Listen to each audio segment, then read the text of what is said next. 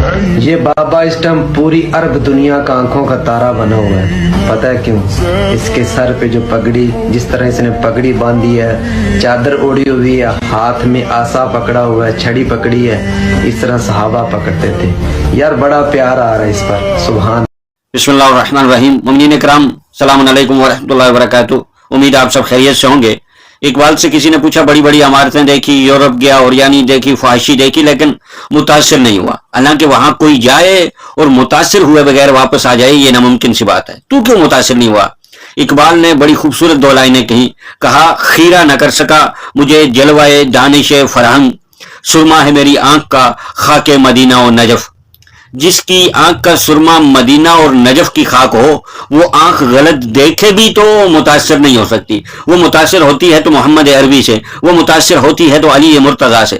ایسے ہی انسان جب دارالحکمہ، دارالعلم، مدینۃ العلم سے لو لگا لے، یعنی نبی مکرم سے لو لگا لے، ان سے امید لگا لے، ان کی سیرت کو اپنا لے اور ان کے دروازے یعنی باب مدینۃ العلم، باب حکمت یعنی علی ابن ابی طالب سے لو لگا لے، ان سے راہ و رسم رکھ لے، ان کے رستے پر چل لے، تو پھر دنیا کی طاقتیں جتنا زور مرضی لگا لیں، دنیا جتنی مرضی اپنی رنگینیاں دکھا لے، وہ متاثر نہیں ہوتا بلکہ دنیا کو اپنے شہر میں جکڑ لیتا ہے.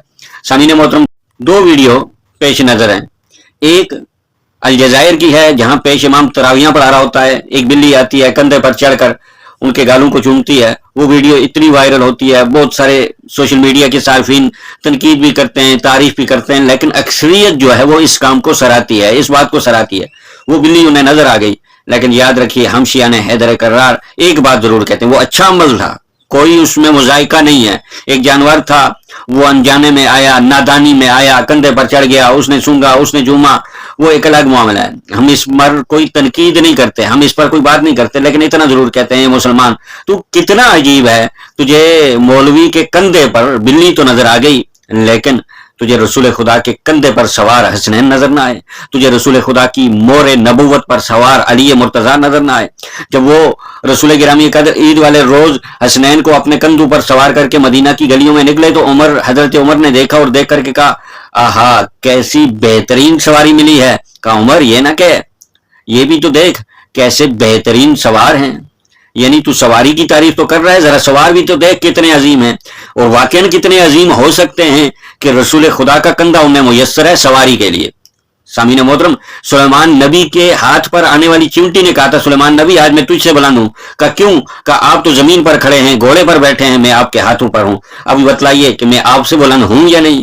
ایسے ہی سامعین محترم، اہل بیت علیہ الصلوۃ والسلام سے مکتب تشیع کیوں راہ و رسم رکھتا ہے، کیوں ان کی سیرت کو اپناتا ہے، کیوں ان کے رستوں کو اپناتا ہے، کیوں ان کی راہوں پر چلتا ہے؟ اس لیے کہ وہ نبی مکرم حضرت محمد مصطفیٰ صلی اللہ علیہ وآلہ وسلم کے کندھوں پر بھی نظر آتے ہیں، رستوں میں بھی نظر آتے ہیں، گھر میں بھی نظر آتے ہیں، مسجد میں بھی نظر آتے ہیں، میدان میں بھی نظر آتے ہیں، علمدار بھی نظر آتے ہیں. جہاں کہیں قربانیوں کی ضرورت پڑتی ہے پورے کا پورا کنبہ قربان کر دیتے ہیں. ہے کوئی ایسی مثال تو لاؤ کہ ان کی بھی لے لی جائے. ایک بات. دوسری ویڈیو جو مسجد نبوی کی ہے غالباً، جہاں ایک بزرگ ہیں اور ان کے بارے میں یہ مشہور کر دیا گیا کہ انہوں نے ہمیں صحابہ کرام کے دور کی یاد دلا دی، ان کی سادگی، ان کی پریشانی.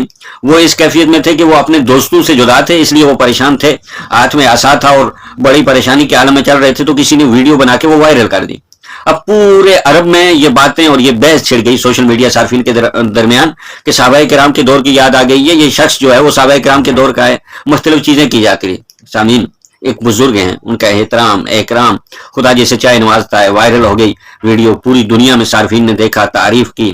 پھر وہی بات کہتے ہیں کہ ایک شخص جو باریش ہے، جو بزرگ ہے، اس کی اتنی تعظیم، اتنی تعریف کہ سب نے کہا ہمیں وہ دور یاد آ گیا جو صحابہ کرام کا دور تھا. صحابہ کرام کی تعظیم سے کسی طور پر کوئی انکار نہیں ہے، لیکن اتنا تو کہتے ہیں ضرور صحابہ کرام کا اکرام و احترام اپنی جگہ بجا، مگر ذرا نبی کی معظم صلی اللہ علیہ وآلہ وسلم کی بیٹی کے مزار کو دیکھیے. ایک طرف آپ کو رسول کے ساتھ رہنے والے صحابہ کرام کا اتنا احترام ہے کہ ان کے طرز پر کوئی شخص آ جائے آپ اسے اتنا احترام دیتے ہیں، اتنا مشہور کر دیتے ہیں کہ کہتے ہیں بس ہمیں وہ دور یاد آ گیا، ہم ان بزرگوں سے ملنا چاہتے ہیں، ان بزرگوں سے بات کرنا چاہتے ہیں، یہ تو ہمیں پسند آ گئے. ذرا یہ بھی تو دیکھیں کہ وہ بیٹی جس کے لیے کہا فاطمہ میرا حصہ ہے، جس نے فاطمہ کو اذیت دی اس نے مجھے دی، جس نے فاطمہ کو راضی کیا اس نے مجھے راضی کیا، اور جس نے مجھے راضی کیا اس نے خدا کو راضی کیا. اب وہی رسول خدا کی بیٹی مزار تعمیر نہیں ہے، مسمار کر دیا گیا 1925 میں. اب خوشبو آ رہی ہے کہ مزار تعمیر ہو، اب خوشبو آ رہی ہے کہ مزارات کو بنایا جائے. ہم یہی تو کہتے ہیں. اور رسول کے گھر والوں کا اولاً خیال رکھو، ان کی اطاعت واجب ہے. صحابہ کرام کا ثانیاً خیال رکھو، ان کا احترام واجب ہے. ہم کہتے ہیں دوگنی پالیسی مت اپناؤ. ایک طرف آپ وہ دور کے جس دور میں صحابہ کرام چلتے تھے پھرتے تھے، آپ نے دیکھا نہیں، آپ نے بس صرف سنا ہے، لکھا ہے، پڑھا ہے. آپ کو اس دور کے طرز پر کوئی شخص مل جائے آپ احترام دیتے ہیں. ذرا یہ بھی تو دیکھیں، رسول کی واحد ایک بیٹی اتنی مظلوم ہے. اس وقت بھی ظلم ہوا، آج بھی قبر تعمیر نہیں ہو رہی، اب آج بھی مزار تعمیر نہیں ہو رہا. خدا را مزار تعمیر کریں. پھر دیکھیں شیعان حیدر کرار کو آپ کو کتنا ریونیو دیتے ہیں، آپ کو کتنا مال دیتے ہیں. ہم زیارات کیسے کرتے ہیں؟ ہم ویسے بھی عمرہ حج تو کر رہے ہیں، لیکن ہماری عید ہو جائے گی جب ہم سیدہ کے مزار مبارک کا دیدار کریں گے اور زیارت کریں گے. بس میری یہی 2 باتیں تھیں. ویڈیو دیکھنے کا بہت شکریہ. چینل پسند آیا ہے تو سبسکرائب کریں تاکہ ایسی ویڈیوز میں آپ کے لیے لاتا رہوں. والسلام علیکم ورحمۃ اللہ وبرکاتہ.